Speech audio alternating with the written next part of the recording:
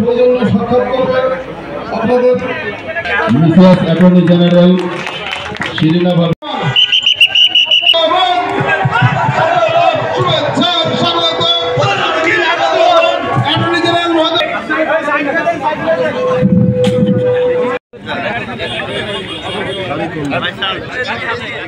আমিন sir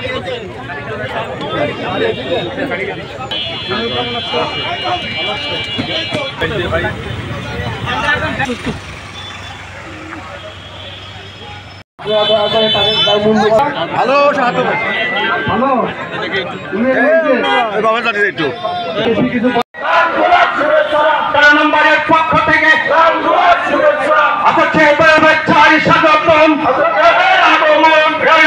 পক্ষ থেকে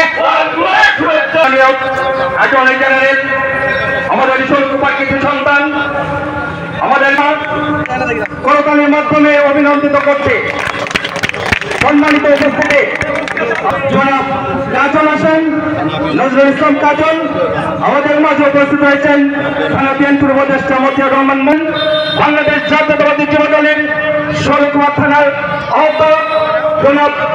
আমি আপনাদের 13 নম্বরের সন্তান, এই ইউনিয়নে আমার বাড়ি। আপনাদের সাথে আমরা সেই উৎসব পালন করতে এসেছি। আশা করি এবারে দুর্গাপূজায় আপনাদের এখানে কোনো সংকট বা সমস্যা তৈরি হয়নি। আমরা গোটা বাংলাদেশকে যেমন ভাবে দেখছি, শোলকুপাকে একটু বেশি স্পেশালি দেখছি। আমাদের এখানে প্রশাসনে যারা আছেন থেকে 0 টলারেন্স দেওয়া হয়েছে। আমরা বলেছি এই শৈলকুপা যেমন হিন্দু, এই শৈলকুপা যেমন মুসলমানের, এই শৈলকুপা তেমন একজন নারীর একজন পুরুষের। এই শৈলকুপা মানুষের শৈলকুপা।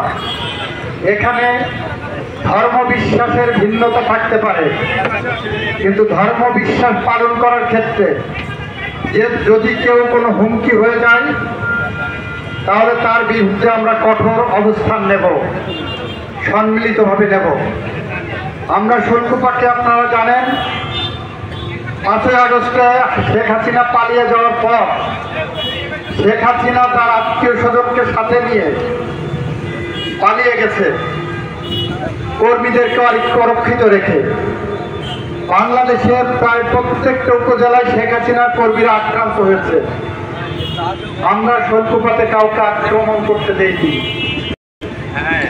আমরা শোলকুপাতে বলেছি শোলকুপায় শান্তিপূর্ণ সহাবস্থান হবে। কেউ যদি অপরাধের সাথে জড়িত থাকে আইন তার নিজস্ব গতিতে চলবে।